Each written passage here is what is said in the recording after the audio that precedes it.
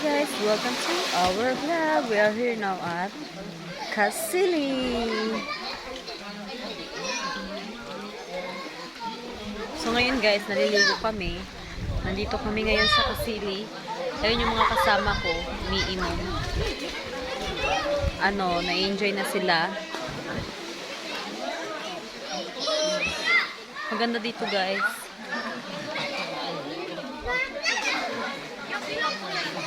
Can visit at Balamban, Cebu.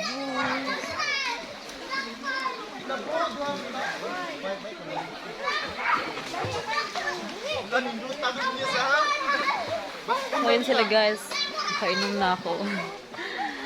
Yeah, medyo pula-pula na yung mata ko.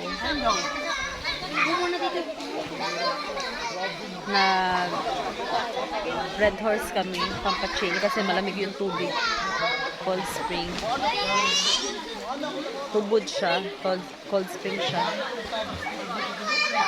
Kaya ayun yung tubig.